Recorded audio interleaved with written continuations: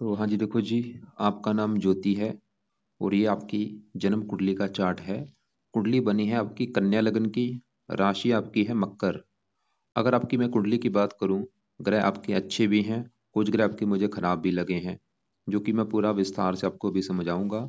लेकिन उससे पहले आपको मैं थोड़ी सी बेस की जानकारी समझा देता हूं, ताकि जो आपको मैं भविष्यवाणी बताने वाला हूं वो आपको अच्छी तरह से समझ आ जाए। बेस की जानकारी देखो जी, ये है कि जो कुंडली होती है इसमें 12 ग्रह होते हैं और 12 ग्रहों से कुछ ना कुछ देखा जाता है। तो 12 ग्रह कौन से हैं वो मैं लिख देता हूँ, आप याद कर लो। ये है आपका पहला ग्रह, ये दूसरा ग्रह, ये तीसरा, ये आपका चौथा ग्रह है, पांचवा, छठा, सातवां, आठवां, नौवां, दसवां, 11वां और ये 12वां ग्रह।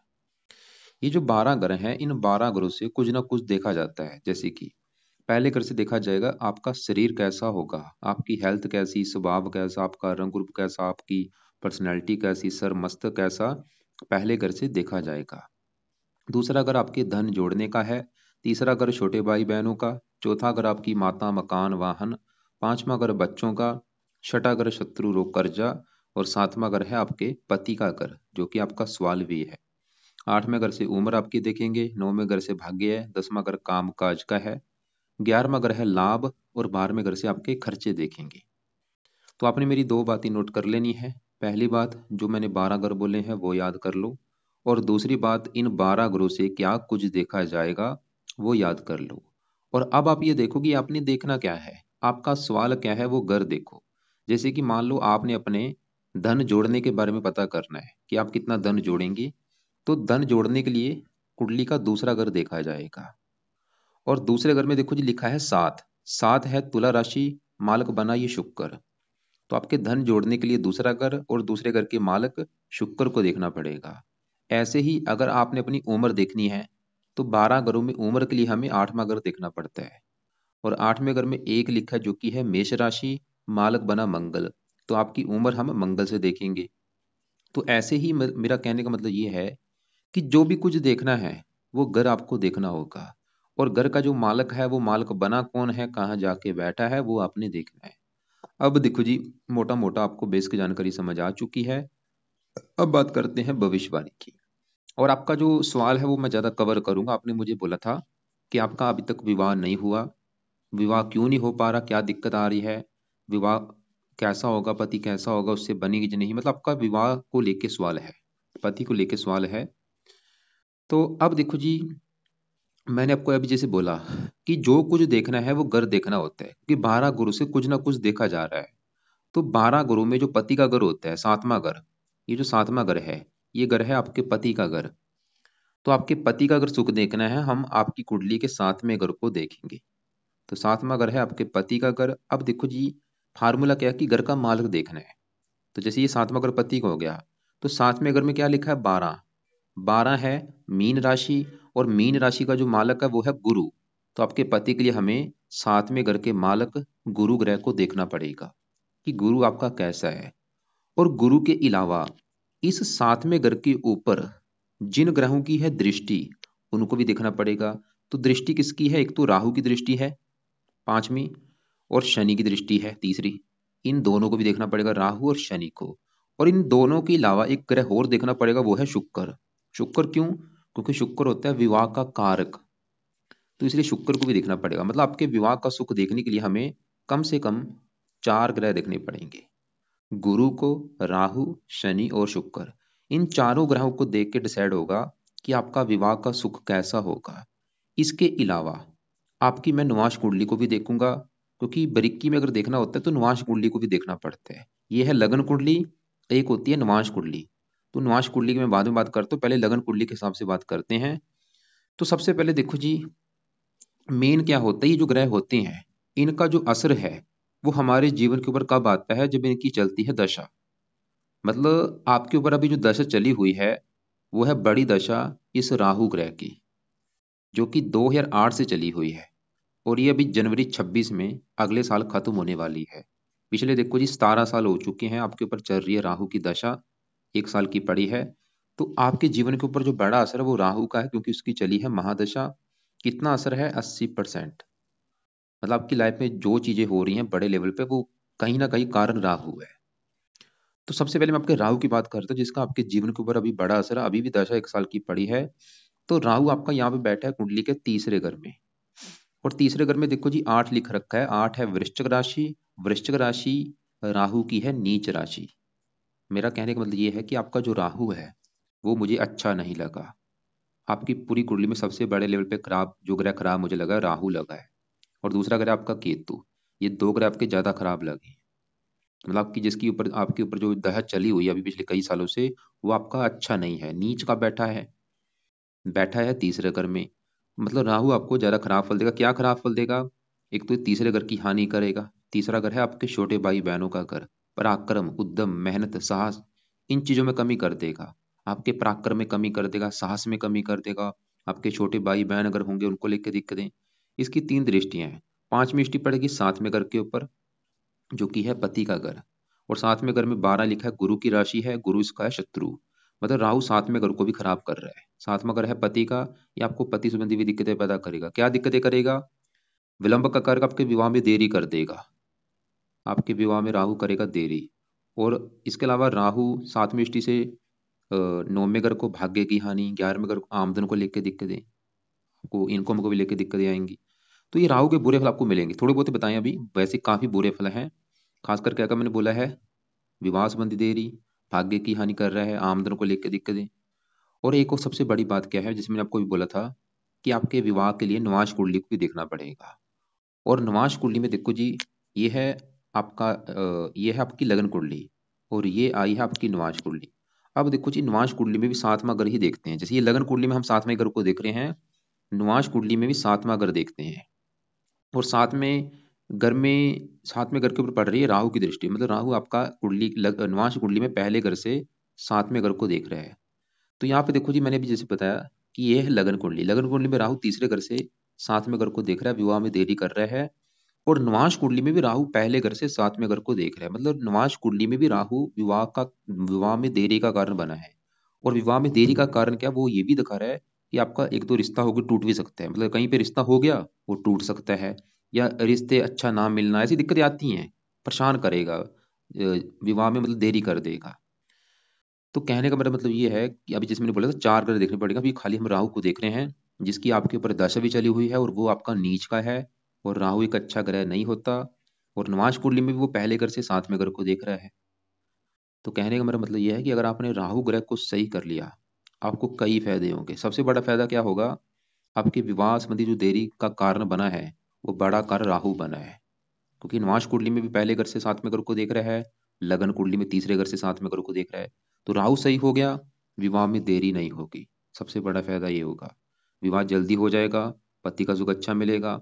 और भी कई फायदे होंगे। भाग्य की भी हानि आपकी कर रहा है, आपकी आमदन को भी लेके दिक्कतें पैदा कर रहा है। राहु सही हो गया, आपको नौकरी अच्छी मिल जाएगी, जॉब अच्छी लगेगी, भाग्य साथ देगा, कई फायदे होंगे। और यहाँ पे एक और अच्छी बात क्या है आपके लिए, जो सबसे बड़ी अच्छी बात है, कि दशा खत्म होने वाली है। 1 साल पड़ा है, ओका सोका निकालो इस दशा को। पिछले कई साल हो चुके हैं। इस 1 साल की दशा के बाद आपके ऊपर चलेगी बड़ी दशा गुरु की, वो समय आपका बहुत अच्छा होगा। मतलब आपने जो अभी राहु के उपाय मैं बताऊंगा, वो आपने कम से कम 1 साल तक उपाय करने हैं। तो पहला जो राहु का उपाय है, वो है आप इसके मंत्र एक बार पूरे करो। संकल्प लेके इसके जो 18,000 मंत्र हैं, वो पूरे आपने करने हैं। और ये स्टार्ट करने हैं आपने शनिवार के दिन, रात के समय स्टार्ट करने हैं। शनिवार को संकल्प लेके, कैसे संकल्प लेना है, आप ये बोलना कि हे राहु देवता जी, मेरा नाम ज्योति है, जात ये है, गोत ये है। आपकी मेरे ऊपर चल रही है बड़ी महादशा, और आप मेरी कुंडली में नीच के बैठे हैं। और मैं चाहती हूँ कि आपका जो भी बुरा फल मुझे मिल रहा है, वो प्लीज मुझे ना मिले। खासकर अभी मुझे जो दिक्कत आ रही है, वो मेरे विवाह को लेके आ रही है। मेरा विवाह में जो देरी हो रही वो ना हो, मेरा विवाह जल्दी जल्दी हो जाए। इसलिए राहु देवता जी, आपके मैं मंत्रों की जो संख्या है, वो पूरी करने जा रही हूँ। तो इस प्रकार आप संकल्प लेके राहु के मंत्र एक बार पूरे कर लो। और ये पूरे आपने चाहे 11 दिन लग जाए, चाहे 21 दिन लग जाए, चाहे 40 दिन, इन दिनों में ये मंत्र पूरे कर लेना। अच्छी बात है, आगे पीछे भी हो जाए कोई दिक्कत वाली बात नहीं है। तो पहला उपाय राहु का क्या है, ये मंत्र आपने पूरे करने हैं। ओम राम राहवे नमः मंत्र है। पूरे करने के बाद फिर आपने छोड़ देने हैं। फिर इसका जो दूसरा उपाय आपने करना है, वो है राहु कवच का पाठ।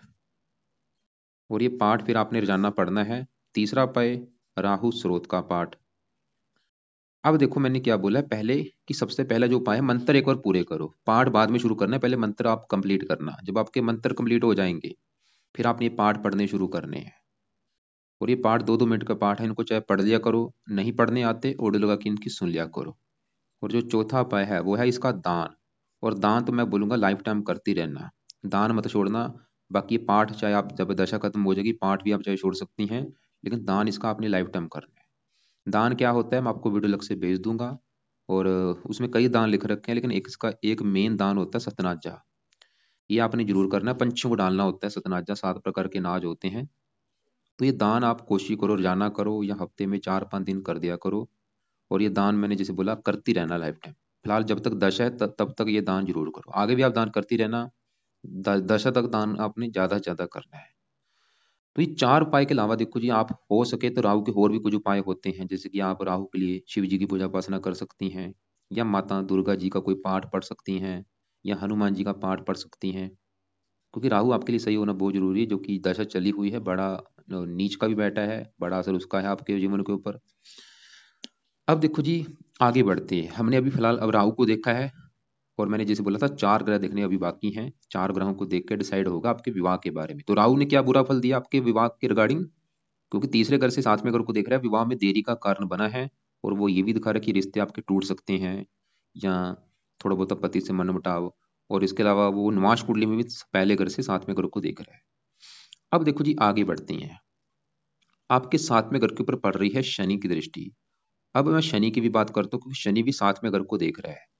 और आपका जो शनि है वो यहाँ पे बैठा है 5वें घर में। और शनि के साथ यहाँ पे देखो चंद्रमा बैठा है, शुक्र बैठा है, 3 ग्रह आपके बैठे हैं इस 5वें घर में।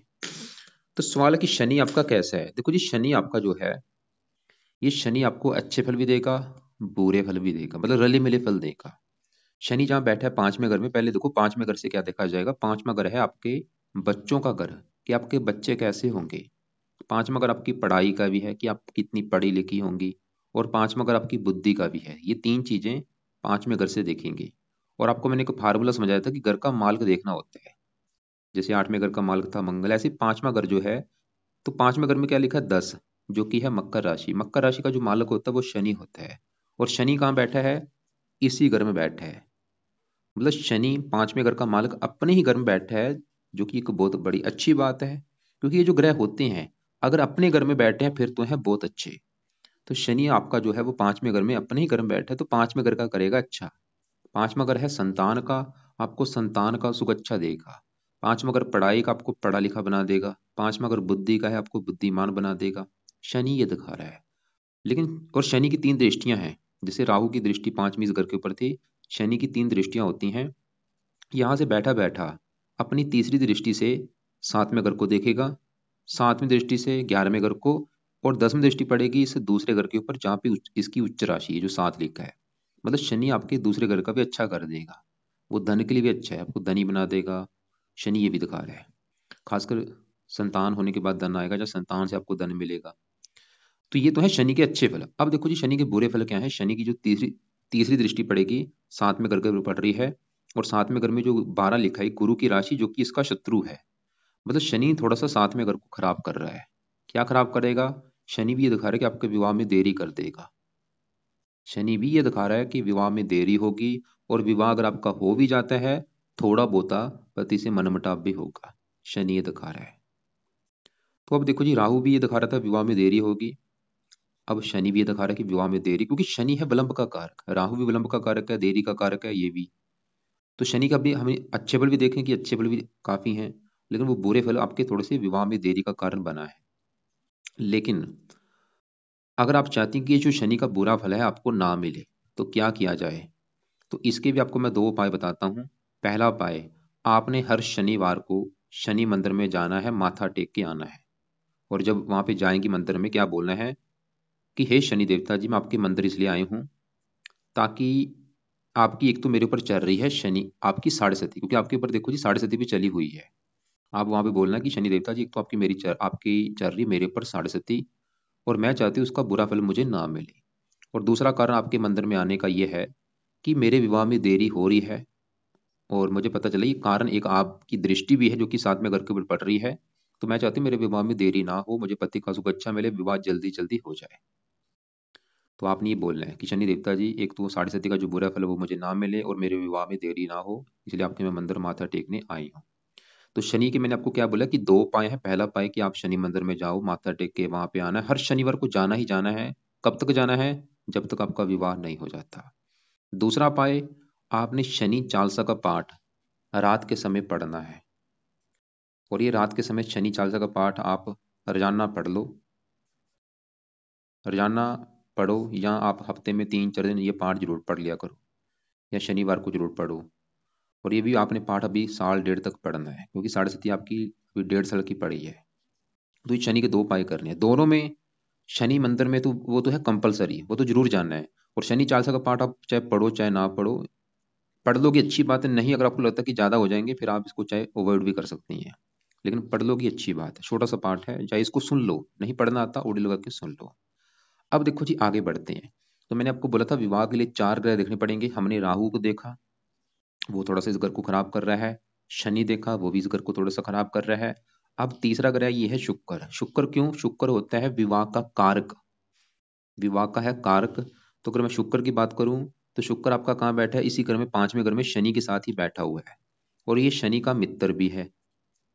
मित्र घर में बैठा है, जैसे कि देखो जी, मेरे घर में मेरा दोस्त आया हो, तो मेरा जो दोस्त है वो मेरे घर में अच्छा ही करेगा, क्योंकि मेरा दोस्त है, मेरे घर घर में मेहमान बन के आया है। वो काम यहाँ पे शुक्र करेगा, मतलब शुक्र आपका अच्छा है। वो जहाँ बैठा है 5वें घर में, 5वें घर में शनि के घर में बैठा है, तो शुक्र क्या अच्छे फल देगा? शुक्र है जिन घरों का मालक, वो है इस घर का मालक 9वें घर का। 9वें घर से देखा जाता है भाग्य। और ये दूसरे घर का मालक है, जहाँ पे ये 7 लिखा है, दूसरा घर है धन जोड़ने का। अगर आपका धन जोड़ना देखना है, दूसरा घर और दूसरे घर में 7 लिखा है, जो कि है तुला राशि, मालक शुक्र। तो धन जोड़ने के लिए शुक्र को देखेंगे, जो कि कहाँ बैठा है? 5वें घर में, संतान के घर में। मतलब धन चला गया संतान के घर में। शुक्र ये दिखा रहा है कि आपकी संतान होने के बाद आपकी लाइफ में धन आना शुरू हो जाएगा। और शुक्र इस 9वें घर का भी मालक है, जहाँ से भाग्य देखा जाता है। 9वें घर में क्योंकि 2 लिखा है, 2 है वृष राशि, मालक शुक्र, मतलब भाग्य जाके बैठा है संतान के घर में। शुक्र ये भी दिखा रहा है कि आपका भाग्य उदय होगा आपकी संतान होने के बाद भी। जब आपकी मतलब संतान पैदा होगी, संतान पैदा होने के बाद भी आपका भाग्य आपका साथ देना शुरू हो जाएगा। तो शुक्र यहाँ पे संतान के लिए अच्छा है, संतान अच्छी होगी। लेकिन यहाँ पे देखो जी, शनि शुक्र और साथ में चंद्रमा भी बैठा है, ये आपके लड़कियां ज्यादा पैदा कर देंगे। पुत्र आपका कम होगा, या होगा नहीं, या देरी से होगा। लड़कियां आपके बहुत ज्यादा होंगी, पहली दूसरी ऐसी लड़कियां ज्यादा होने के योग मुझे दिख रहे हैं, क्योंकि शुक्र है लेडीज ग्रह, चंद्रमा है लेडीज, और शनि भी यहाँ पे मकर राशि में जब बैठता है, तो लड़कियां ज्यादा पैदा करते हैं। लेकिन डिसाइड होगा आपके पति की कुंडली देख के। अगर उसके 5वें घर में कोई पुरुष ग्रह बैठा है तो पुत्र भी होगा। लेकिन आपकी कुंडली में कन्या ज्यादा होने के योग है। लेकिन कन्या होने के बाद आपकी किस्मत भी चमकेगी, मतलब संतान आपकी वैसे अच्छी है, वो समझदार होगी, गुणी होगी, पढ़ी लिखी, आज्ञाकारी, और आपके लिए वो भाग्यशाली होगी। उसके होने के बाद धन भी आएगा। शुक्र ये दिखा रहा है। अब देखो जी, और शुक्र जिन चीजों का कारक है, कारक किसका है? विवाह का। ये विवाह का भी सुख अच्छा दे देगा आपको, मतलब शुक्र आपका अच्छा निकला है, वो ये दिखा रहा है कि आपको विवाह का सुख अच्छा है। अब देखो जी, हमने 3 ग्रह देख लिए, राहु देखा, शनि देखा, शुक्र देखा। शुक्र अच्छा है फिलहाल। अब लास्ट में बचा है गुरु। और गुरु देखना सबसे बड़े लेवल पे जरूरी है, क्योंकि गुरु है मेन घर का मालक, 7वें घर का मालक है। और सबसे जरूरी ही मालक को देखना होता है। और आपका जो गुरु है, वो मुझे लगा है बड़े लेवल पे अच्छा। गुरु आपका जो है वो बहुत ही बड़े लेवल पे अच्छा है, जो कि आपको 100 में से 100% अच्छे फल देगा। और दूसरी अच्छी बात क्या है, कि आपके ऊपर गुरु की दशा भी आने वाली है जनवरी 26 के बाद। मतलब ये जो राहु की दशा है वो आपकी खत्म होने वाली है। तो राहु की दशा जब आपकी खत्म होगी, देखो राहु की दशा 8 से चली हुई है, 26 में खत्म हो जाएगी। तो उसके बाद चलेगी बृहस्पति की दशा, जनवरी 26 से लेके जनवरी 42 तक। मतलब बृहस्पति गुरु ग्रह सेम ही है, जिसे हम गुरु भी कहते हैं, बृहस्पति भी कहते हैं। तो ये जनवरी 26 से लेके ये 42 तक, ये मतलब आपका अभी गोल्ड समय शुरू होने वाला है, जो कहते हैं ना अच्छा समय आने वाला है, तो आपका शुरू होने वाला है। तो गुरु की अगर मैं बात करूं, गुरु देखो जी आपका बैठा है यहाँ पे पहले घर में। मालक किस घर का है? 7वें घर का, जो कि पति का घर है, क्योंकि 7वें घर में 12 लिखा, जो कि है मीन राशि, मालक गुरु। तो पति के लिए 7वें घर के मालक गुरु को देखना पड़ेगा, जो कि बैठा है पहले घर में। गुरु की होती हैं 3 दृष्टियां, 5वीं यहाँ पे, सातवीं पड़ेगी सातवें घर के ऊपर, जो कि गुरु का अपना घर है, मतलब गुरु अपने घर को देख रहा है। तो गुरु ये दिखा रहा है कि आपको भाई पति का सुख मिलेगा बहुत अच्छा, विवाह का सुख मिलेगा बहुत अच्छा, और विवाह होने के बाद आपकी किस्मत भी चमकेगी, गुरु ये दिखा रहा है। और पति मतलब सभी गुणों से युक्त होगा, पढ़ा लिखा आज्ञाकारी, उससे अच्छी बनेगी, गुरु ये दिखा रहा है आपका। और गुरु मतलब पति के रिगार्डिंग बहुत अच्छे फल देगा आपको ये। और गुरु पहले घर में बैठा ही पहले घर का भी अच्छा कर देगा। पहले घर से आपका शरीर, सातवां घर तो आपकी पति का हो गया, ये पहला घर आपका घर है कि आप कैसी होंगी, आपका शरीर रंग रूप कैसा होगा, पर्सनैलिटी कैसी। तो गुरु पहले घर का अच्छा कर देगा, आपकी पर्सनैलिटी अच्छी, सेहत अच्छी, स्वभाव अच्छा, रंग रूप अच्छा। और गुरु की जब दशा आपकी चलेगी, आपकी लाइफ में चेंज आ जाएगा बहुत बड़े लेवल पे। आपको ये धार्मिक बना देगा, परोपकारी बना देगा, दानी बना देगा, विद्वान बना देगा, गुणी बना देगा। आपको समझ आ जाएगी, अच्छी बुरी बात की आप समझ रखेंगी। अभी तो राहु की दशा है, ये तो मति भ्रम करता है, लेकिन गुरु की दशा में आप मतलब आपका ज्ञान बढ़ेगा, समझ बढ़ेगी। और गुरु इस कुंडली में इस चौथे घर का भी मालक है, जो कि मकान वाहन के घर का, मकान वाहन का भी सुख मिलेगा गुरु की दशा में। तो गुरु की दशा और भी कई प्रकार से आपकी अच्छी जाएगी। तो अब देखो जी, मैंने बोला था चार ग्रह देखने पड़ेंगे, हमने चारों ग्रहों को देख लिया है। तो चारों ग्रहों में गुरु तो ये दिखा रहा है कि पति का सुख बड़े लेवल पे अच्छा है। और अच्छी बात क्या है कि गुरु की दशा भी आपकी आने वाली है, जो जनवरी 26 में 1 साल की पड़ी है। और अगर अभी तक आपका विवाह ना हुआ, मान लो इस साल में विवाह ना हुआ, तो जनवरी, क्योंकि अभी 24 चल रहा है, हाँ 26 में खत्म होनी, मतलब 2 साल पड़े हैं। अभी 24 पूरा और 25 पूरा, 2 साल की दशा पड़ी है। हाँ, तो गुरु मतलब आप ऐसे करो, क्योंकि 2 साल अभी पड़े हैं, तो गुरु की जो दशा है वो तो आपकी चलो अच्छी जाएगी। बाकी गुरु मतलब चारों ग्रहों को अगर देखा जाए कि विवाह का सुख कैसा है, गुरु ये दिखा रहा है कि विवाह का सुख अच्छा है। और राहु थोड़ा सा ये दिखा रहा है कि विवाह में देरी होगी। राहु का जो मेन बड़ा कारण है वो विवाह में देरी का कारण है, और वो क्योंकि वो नवाष्टमणि में लगन में बैठा है और ऊपर से दशा भी चल रही है। दूसरा कारण विवाह में देरी का शनि बना है। तो शनि के आपको मैंने 2 उपाय बता दिए हैं कि शनि मंदिर में जाना है, शनि चालीसा का पाठ पढ़ना है। और राहु के भी आपको मैंने उपाय बता दिए हैं, क्योंकि अभी 2 साल की दशा है, तो राहु के लिए राहु के मंत्र एक बार पूरे कर लो। कवच स्रोत के पाठ पढ़ने हैं रात के समय रोजाना, जब तक ये राहु की दशा है। और दानवीर जाना करो, या हफ्ते में 3-4 दिन करो। और इसके अलावा आपको मैंने और भी उपाय बोले हैं राहु के करने के लिए, वो आपको मैं सभी वीडियो भेजूंगा, एक 25 उपाय वाली वीडियो को भी भेजूंगा।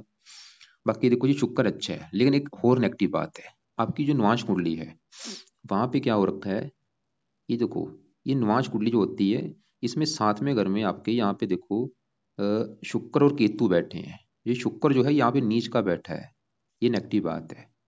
मतलब नुआंश कुंडली में 7वें घर के ऊपर राहु की दृष्टि है, वो भी विवाह में देरी का कारण है। और 7वें घर में शुक्र केतु, खासकर शुक्र यहाँ पे नीच का बैठा है। ये लगन कुंडली में शुक्र तो अच्छा है, लेकिन वो नुआंश कुंडली में नीच का है 7वें घर में। तो आपको मैं शुक्र केतु के भी उपाय बताऊंगा। अब देखो जी, ये जो लगन कुंडली है, मैंने आपको क्या बोला कि राहु आपका है खराब, क्योंकि वो तीसरे घर में है नीच का। और लगन कुंडली में केतु, वो भी यहाँ पे 9वें घर में आपका नीच का बैठा है। 9वें घर से भाग्य देखा जाता है, 9वें घर में 2 लिखा, 2 है वृष राशि मालक शुक्र, वो तो आपका अच्छा है।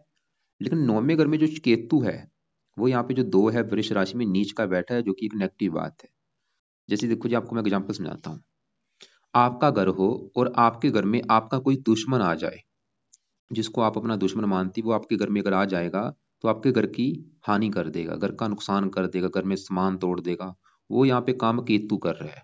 केतु कहाँ बैठा है? 9वें घर में। 9वें घर से देखा जाता है भाग्य, और 9वें घर में नीच का है, तो 9वें घर की हानि कर रहा है। मतलब केतु ये दिखा रहा है कि आपके मतलब आपका भाग्य आपका साथ नहीं देगा पूरी तरह से, आपको भाग्य संबंधी आएंगी दिक्कतें। केतु ये दिखा रहा है। मतलब अगर आपने केतु को सही कर लिया, आपको 2 बड़े फायदे होंगे। पहला फायदा ये होगा कि आपका भाग्य आपका साथ देना शुरू हो जाएगा। पहला फायदा तो ये, अगर केतु को सही कर लिया। दूसरा फायदा क्या होगा? दूसरा फायदा ये होगा, केतु आपका, अभी जैसे मैंने दिखाया था कि वो नुआंश कुंडली में 7वें घर में बैठा है पति घर में, तो वहां पे भी वो केतु भी थोड़ा सा कारण है विवाह में देरी का नुआंश कुंडली में। तो वहां पे भी ये दिक्कतें पैदा आपको नहीं करेगा अगर केतु के आप उपाय करती हैं। तो भाग्य भी साथ देगा, विवाह में तो थोड़ा सा वो भी कारण है, वो भी बुरे फल नहीं देगा। तो केतु के लिए पहला उपाय इसका आप दान किया करो, जो कि होता है कुत्तों को रोटी डालना, ताकि इसकी पावर कम हो सके। तो लिख लो आप कि आपने रोजाना कुत्तों को रोटी डालनी है, और रोटी डालते समय केतु का मंत्र मन में करते करते कुत्तों को रोटी डालनी है। और दूसरा उपाय, रात के समय केतु कवच का भी पाठ आपने सुनना है या पढ़ना है, जब तक आपका विवाह नहीं हो जाता। 2 मिनट का पाठ है, इसको पढ़ लिया करो या इसकी ऑडियो लगा के सुन लिया करो। अब देखो जी, जो शुक्र है ये लगन कुंडली में तो अच्छा है, लेकिन निवास कुंडली में 7वें घर में नीच का है। तो शुक्र की आप क्या करो, आप इसके आप इसका 2 पाठ हैं वो सुबह के टाइम पढ़ लिया करो, जो कि एक तो है शुक्र कवच का पाठ, और एक है शुक्र स्रोत का पाठ। ये पाठ आपने पढ़ने हैं सुबह के टाइम, 2-2 मिनट के पाठ है, क्योंकि ये जो भी मैं आपको उपाय बता रहा हूँ, कुछ है उपाय रात के, कुछ है सुबह के टाइम, ताकि आपको आसानी रहे पाठ पूजा करने में। और तीसरा काम आपने करना है गुरु का मंत्र, क्योंकि गुरु आपके है विवाह के घर का मालक, उसका जितना बल बढ़ेगा उतना ही अच्छा है। तो गुरु का जो मंत्र है, चाहे एक या दो माला। अब देखो आपको मैंने क्या क्या उपाय बताए, पहले मैं वो थोड़ा सा रिपीट करता हूँ। सबसे पहले देखो जी, आप ये समझो कि उपाय हैं, कुछ उपाय हैं रात के, कुछ हैं सुबह के टाइम। तो पहले रात की बात करता हूँ कि रात के आपके क्या क्या उपाय हैं। तो रात में सबसे पहला जो, अभी आप शनिवार की वेट करो, शनिवार से राहु के मंत्र आपने स्टार्ट करने हैं संकल्प लेके, जो कि 18,000 है वो एक बार पूरे करो, चाहे महीना लग जाए, 2 लग जाए, मंत्र आपने मतलब पूरे कर लेने हैं। मंत्र पूरे करने के बाद फिर आपने राहु कवच का पाठ और राहु स्रोत का पाठ, ये दोनों पाठ पढ़ने हैं, जिनको ओडिल करके सुन लिया करो, जब तक आपकी राहु की दशा है 2 साल तक। और राहु का दान चाहे तो रोजाना करो, या हफ्ते में 3-4 दिन कर दिया करो। दान की वीडियो भेज दूंगा, उसको देख लेना। सतनाजा भी कैसे बनाया जाता है ये भी आपको मैं वीडियो भेजूंगा। और रात के समय ही आपने शनि चालीसा का पाठ पढ़ना है या सुनना है, कम से कम 1.5 साल तक, क्योंकि शनि की भी 6.5 भी चल रही है, और शनि आपके विवाह में देरी का भी थोड़ा सा कारण है। अगर आपको लगता है कि शनि चालीसा का पाठ तो नहीं पढ़ पाएंगी, खाली शनि मंत्र भी जाती है, उससे भी आपका काम चल जाएगा, वहां पे प्रार्थना करके आना, फिर शनि चालीसा का पाठ चाहे रहने दो, लेकिन कर लोगे अगर आपके है टाइम तो कर लेना, अच्छी बात है। और रात को ही आपने केतु कवच का भी पाठ पढ़ना है या सुनना है, 2 मिनट का ये भी पाठ है, मतलब टोटल आपका 10-15 मिनट का काम है। अब सुबह के टाइम की बात करूं, तो शुक्र कवच का पाठ 2 मिनट का पाठ, चाहे पढ़ लो चाहे सुन लो। शुक्र स्रोत का पाठ और गुरु ग्रह का मंत्र। और गुरु का ये जो शुक्र पाठ है, शुक्र के दोनों जो पाठ हैं, ये आप शुक्रवार से स्टार्ट करना, सुबह के टाइम पढ़ने हैं रोजाना। और जो गुरु का मंत्र है, ये आपने गुरुवार से स्टार्ट करना है सुबह के टाइम। और ये जो गुरु का मंत्र जब आप स्टार्ट करेंगे, कैसे स्टार्ट करना, आप उस दिन संकल्प लेके स्टार्ट करना।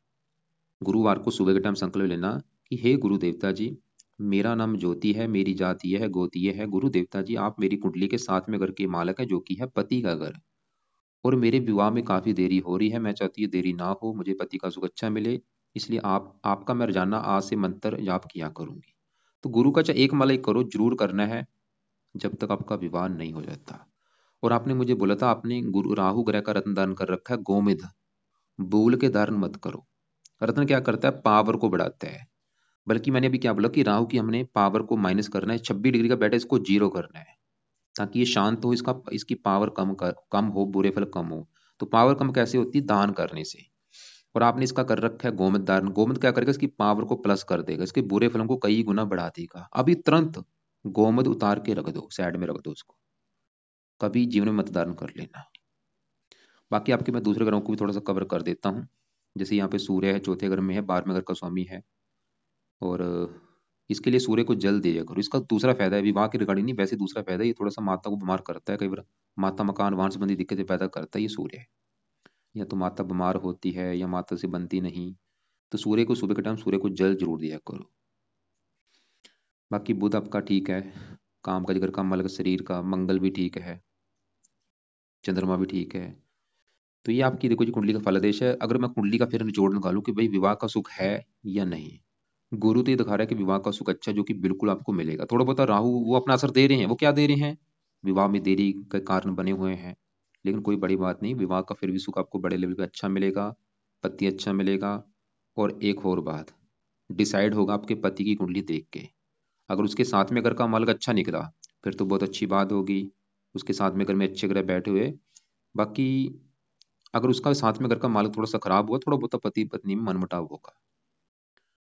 इसके अलावा आप ऐसा करना, फिर भी आपको जो कोई सवाल होंगे, आपको जो पूछना हो, कल दोपहर 1-2 के बीच में मुझे कॉल कर लेना, या शाम 6-7 के बीच में मुझे कॉल करके आप पूछ लेना। फालतू में कोई रत्न दान नहीं करना। पीले कपड़े ज्यादा पहनो, नीले कपड़े बंद कर दो। नीले लाल कपड़े आपने नहीं पहनने, नीले लाल और काले ये कम यूज करो, बंद कर दो। पीले कपड़े ज्यादा पहनो, हरे ज्यादा पहनो,